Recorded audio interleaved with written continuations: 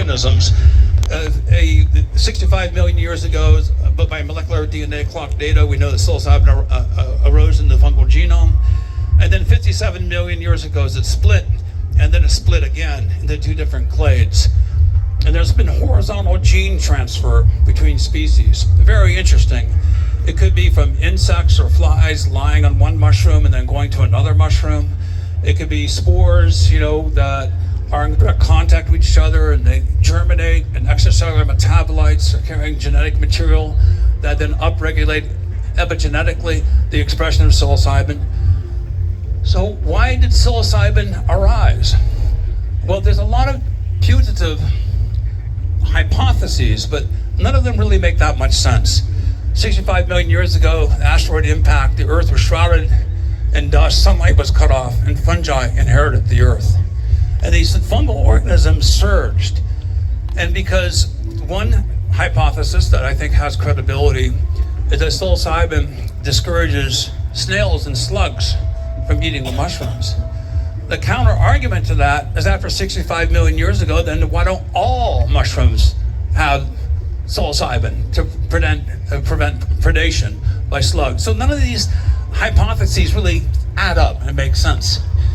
So psilocybin and psilocybe mushrooms are far more ancient than humans, far more ancient than hominins, far more ancient than primates. These are ancestral organisms, and when you ingest them and hold them and journey with them, you're merging a deep ancestry of knowledge, and you're combining that with your own DNA. So it's important to understand and recognize that we are migratory as a species. There is no doubt that we all came from Africa, and we migrated into Europe, and then from Europe we migrated elsewhere. And so there are two migration patterns. One is potentially the Polynesian path going into North America. But 23,000 years ago, you can pick your number, 50,000, 100,000 years ago, there were no humans in North, Central, and South America. Humans migrated. From a biological point of view, us biologists use the word colonized. Humans colonized the Americas. Now that's very different than colonialism, so let's be very clear about that. So the migration of humans is natural, and on the path, you meet someone else, are they friend or foe? Are they an adversary, or do they have something that in exchange of friendship they offer you and you reciprocate? Well, that is human nature. Basically, human nature is good. We want to help each other, and the reciprocal exchange of information is so important to our evolution. I believe the lesson of evolution is not the survival of the fittest. It's the extension of generosity, of surplus from one individual to another. And they then reciprocate back because they want to help you because you have helped them. Now, I'll just digress for a second. This is why I think artificial intelligence fails to understand intentionality. A reciprocity. It's not 1 versus 0. It's not an exchange of the 1 and I give you 1 and you give me 1 back. It's an expression of goodwill. How can you possibly digitalize that? And then all of us in the commons and sharing these common experiences, I think AI is actually natural intelligence, but natural intelligence is so much larger than artificial intelligence. I think psychedelics have a role to play in creating that bridge that will be positive, for the future. My brother John, who first turned me on to mushrooms 45 years ago, I published my first book, 1978. This is the day I gave my mother and my brother John my book. My brother John was pleasantly amused. My mother looked a little worried. So that's what I looked like in 1976. And I have a long association with mycologists throughout the world, Dr. Gaston Guzman, who wrote a world monograph on the genus Psilocybe. I've published 4 new species, and I'm really honored this past year. I have a new species named after me called Psilocybe stamettii.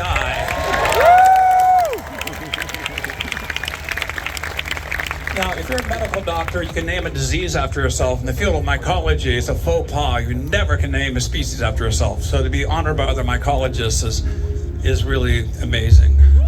So I am very thankful to so many other mycologists who've also led this charge, both indigenous as well as modern mycologists in universities. So part of my new book, I went on a deep dive into the representations of psilocybin mushrooms throughout history. Many of these representations are interpretive, so I'll say that, take them with a grain of salt. But we sort of have glimpses of knowledge of psilocybin mushrooms because of the artist community. So you artists out there, you have shepherded so much of this wisdom symbolically through the ages before we had written language.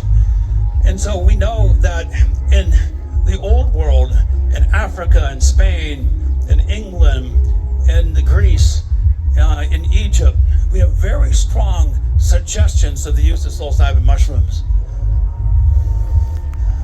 One species I like to point out is Psilocybe cyanescens. It's an extraordinarily potent psilocybin mushroom. They're called wavy caps. When I see them, I wave back at them. And it looks like Psilocybe cyanescens colonized Europe from rhododendrons brought to the Kew Gardens in England in the 1940s. Now it's all over Europe. You know, the European nurseries and gardens would import plants from all over the world to bring in the soil, the wood chips. And so now this had a foothold in Europe. But Psilocybe cyanescens looks like it's truly uniquely evolved in North America, and now it's spread all over Europe. Many of you know this, but just for those that don't, if you go to clinicaltrials.gov right now, there's more than 140 clinical trials on psilocybin. 140. Now, many physicians and health workers in the audience, you know these have to go through IRB boards, institutional review boards. They have to be safe. They have to address a medical need that's not being addressed sufficiently. They have to be scalable, and the science has to be strong. Those 4 parameters are key questions that physicians and scientists ask before the review boards will permit a clinical study. In 2019, the FDA declared psilocybin as a breakthrough medicine.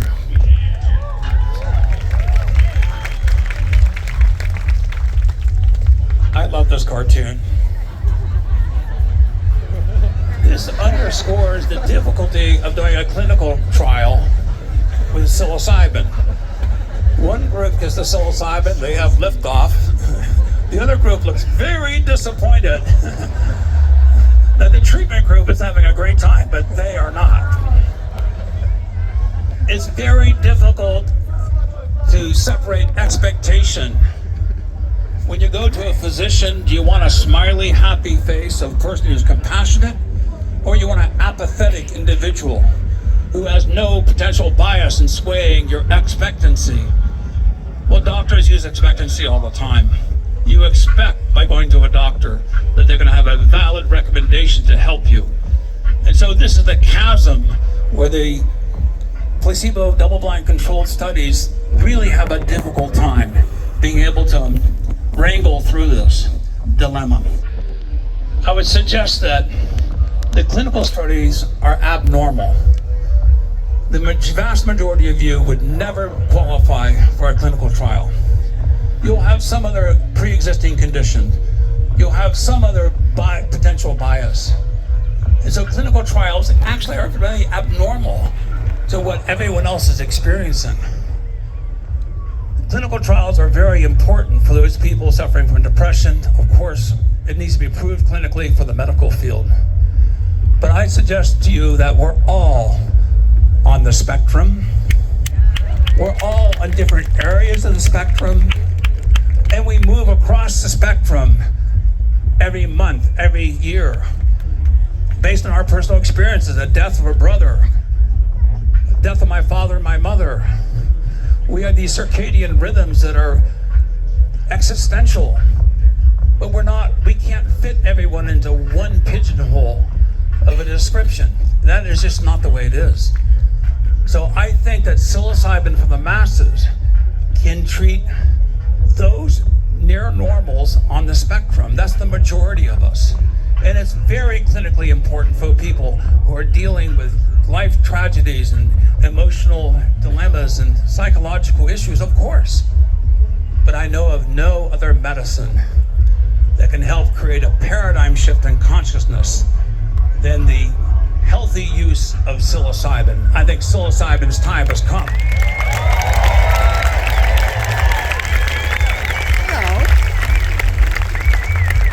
So, lots of delivery systems. How's it going? You know, thank you to the Aztecs for showing that if you add chocolate to mushrooms, they taste better. My partner was quite surprised when I ate psilocybin mushrooms. I had the gag reflex. He goes, I thought you loved psilocybin. I go, they're terrible. I can't stand them. You put them in chocolate, I can eat them, right?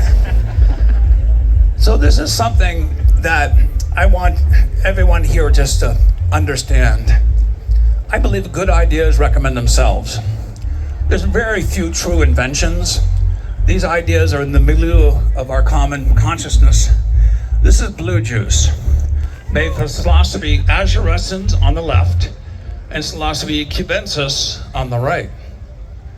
This is when you put psilocybin mushrooms into water and you let it diffuse, and it forms this beautiful blue liquid, super potent, very fragile because it will be contaminated with bacteria within a day or two, so it must be kept refrigerated. I bring this to your attention for lots of reasons because I think our ancestors also discovered this. I discovered this. Other people have discovered this independently. But how many people here saw Dune 2? I just about fell out of my chair. Frank Herbert was a friend of mine. Frank Herbert, who wrote Dune, came to visit me. I said to Frank, I gotta ask you, Dune, it's all about spice spores. The Freemen have blue eyes. You travel through hyperspace, and the Ben Gesserit are this group of ascended shamans. And Herbert told me, Paul, you're the first person who's noticed this. He was tripping on psilocybin mushrooms. He had picked Liberty caps, and he was tripping, and he saw worms coming out of the Liberty caps. And then he thought about spice and spores, and so Frank also told me that he didn't tell his sons because psilocybin was illegal, and they're growing on his property in Port Townsend, Washington. So I met to meet his son, or his sons, and I like to tell them the story because Frank told me, I can't tell my sons because I don't want them to get in trouble, right? It wasn't like he was worried about them eating them. It was more like he was worried about them discovering them and them getting busted, so anyhow, blue juice, I think its time has arrived again. So, okay. So, I'm sorry, I have to speed this up, okay? So, very quickly, the Sicilian and Jar Plateau, which is known as the Plateau of Running Rivers, in eastern Algeria, now the Sahara Desert, because the desert chain, the climate change has made it much more arid. It's very clear what the artist was intending. Excited about mushrooms, excited about bees, putting mushrooms in honey, preserves psilocybin to make blue honey.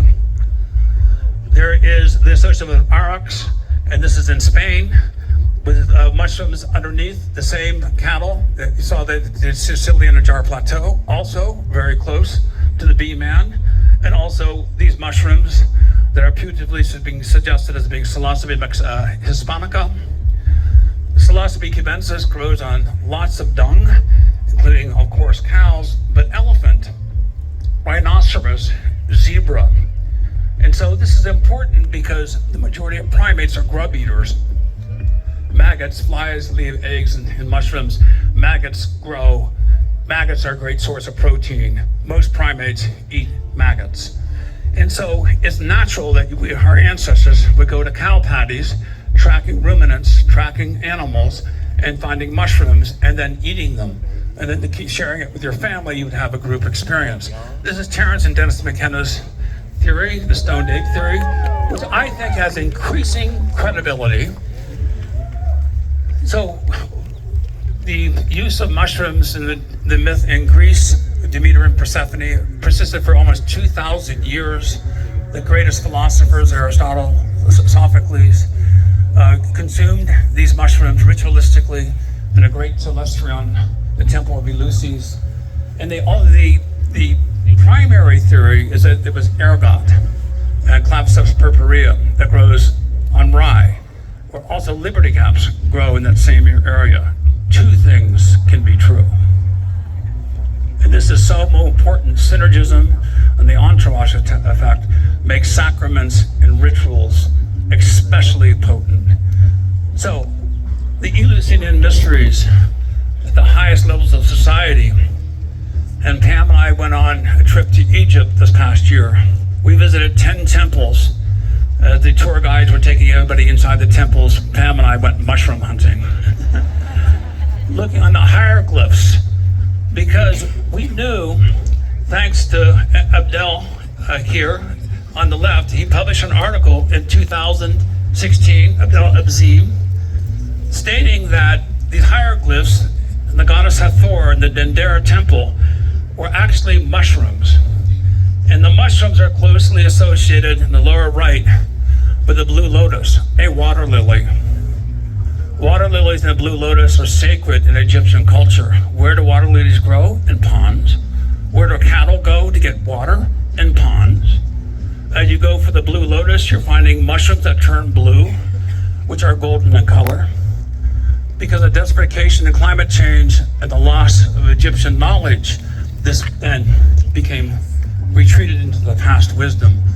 Now as a group of young Egyptians who are re-indigenizing, rediscovering that which they believe their ancestors utilized, combining the blue lotus and psilocybin. In fact, there's a person here who's involved in a business specifically as a startup, combining these two, which I totally applaud the idea.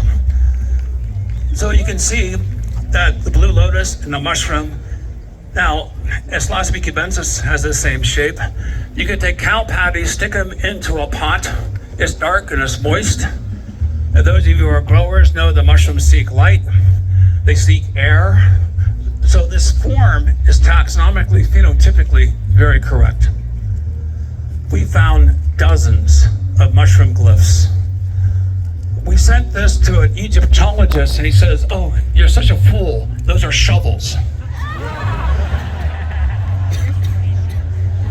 This is an example of the hubris of scientists who are disconnected from studying ancient civilizations where they don't have the environmental context of what that ecosystem was. So we have a bounty out there for we're sequencing soil for psilocybe spores at the temples. So any of you with ties to Egyptian scientists, etc., you know, we're very eager to document see if there's DNA in the temples. Another example, in this case, of a painting also looks taxonomically close to psilocybe cubensis. This is important because Berlant first published this also in 2006. And then my good friend Calindri, many of you know who Calindri was, a giant of a man from Detroit. In the African American community, ate heroic doses of psilocybin. He also believed that his ancestral roots were tied to the Egyptian use of psilocybin mushrooms. Psilocybin mushrooms bruise blue. The shape of the mushroom you see in the hieroglyphs, one after another. In all 10 temples we found them. And now the New World, the ancient use of psilocybin mushrooms is very well documented. Ironically, documented by Catholic priests who came over with Cortez and other conquistadors who kept records. And they wrote down and they documented the use of psilocybin mushrooms of the Aztecs. We move forward to the great Maria Sabina and R. Gordon Wasson and Valentina Wasson. And I want to make this known for the record. I knew R. Gordon Wasson. I attended many of his lectures, and every lecture he gave glowing support and honoring Valentina, who died in 1958. She was a Russian medical doctor. But Valentina Wasson, Tina Wasson, was a mycologist. Maria Sabina was a mycologist. These are people that not only knew how to use mushrooms and which ones were edible and poisonous, but they knew how to find them. It's because of these two great women mycologists that we have much of the knowledge we have today.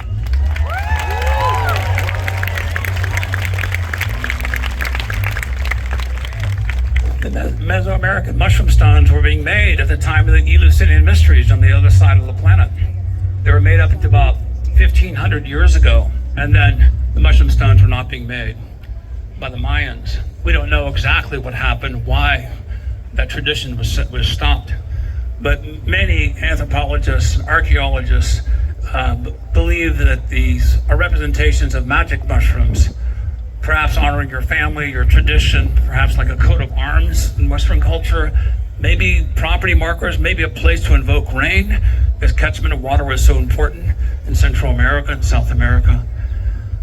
So Maria Sabina had a number of students, R. Gordon Wasson, and then it was published in Life magazine. Then the Western world was reawakened to the prospect of psilocybin mushrooms. And that's when it took off, folks. For all the good and the bad things that happened, let's emphasize that which is good that we can make and carry these traditions in the most positive way we can, recognizing that there have been mistakes and tragedies in the past. I'm a white man. Am I responsible for the activities of my father? Maybe, maybe not. Am I responsible for the cultural activities of my culture? Damn straight I am. We owe an apology, us from a Caucasian heritage, to all the indigenous people in the world that we have subjugated. They were right.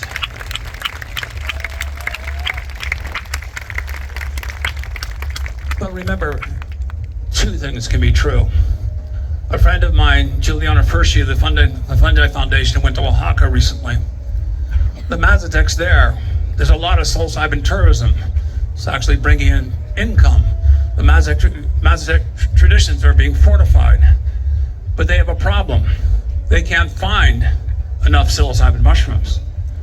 She was surprised that what's happening now is they're using Psilocybe cubensis, which can be cultivated, which looks like it came from the old world and came over some of the Spanish when they brought over cattle.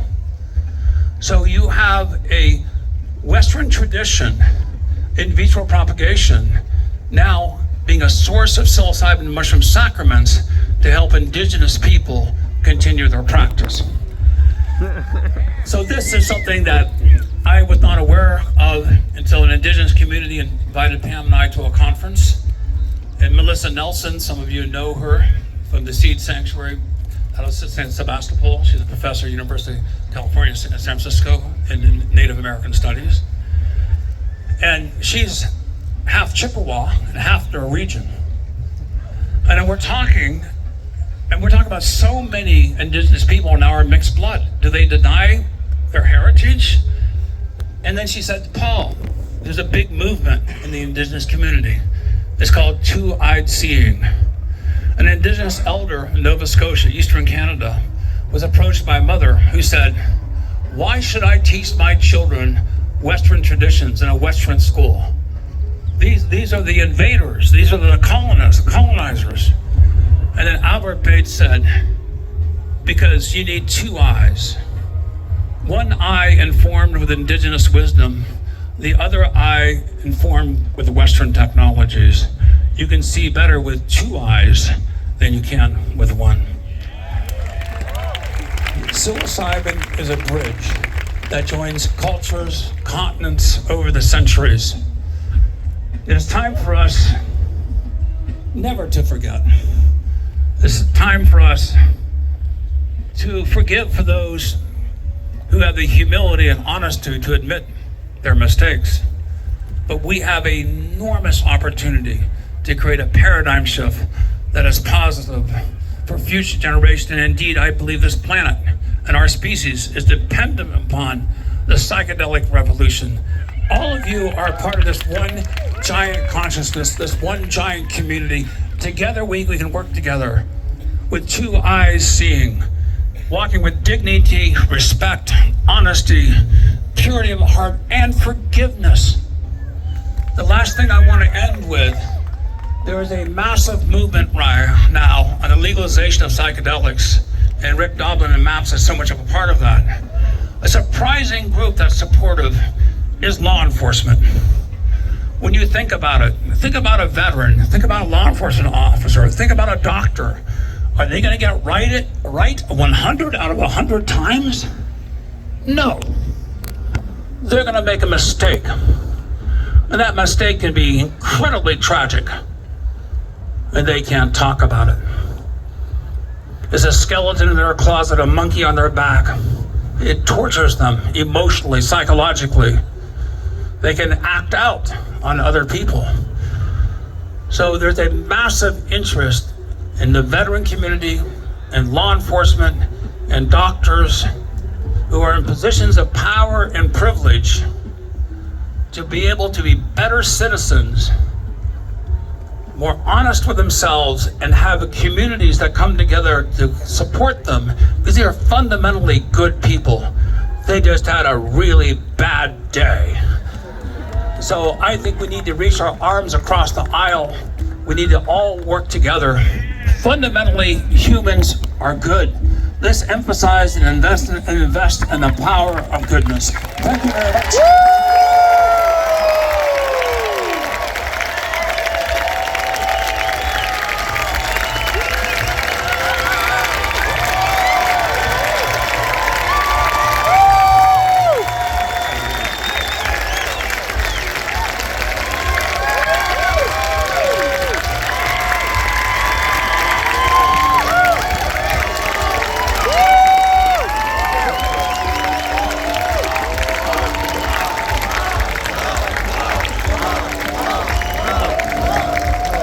Okay, if this psilocybin science does not get weirder, here it is. Pam's asking me to show this. We're having the biggest cicada outbreak since 1803 this summer. I grew up in Ohio. I was in a cicada outbreak. And those of you who have been in cicada outbreaks, it's incredibly noisy. It's noisier than here. It's like Armageddon. They're everywhere. They're coming out of the ground after 11 or 17 years. So there's a Massapora cicadensis, which is a cicada that's parasitized. The fungus is called Massapora. It parasitizes cicadas. And it produces a amphetamine called cathinone. And this is where Rick, I said, I believe a fungus will produce MDMA.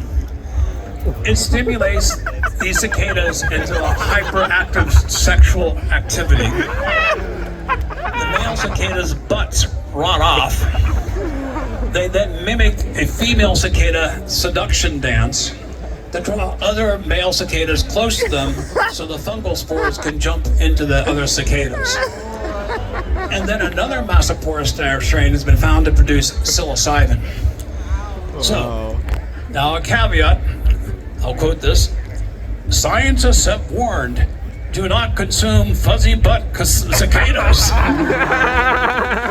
But you know there are going to be people out there going to try this. So, wow. Why would this Massapora fungus produce psilocybin? There are so many unanswered questions. Maybe it's the rapid evolution of cicadas. Maybe, I mean, no, we just don't know. So, but this summer, I bet there's going to be an enormous amount of collection of fuzzy butt cicadas to analyze them for both psilocybin, amphetamines, and MDMA. All right, thank you.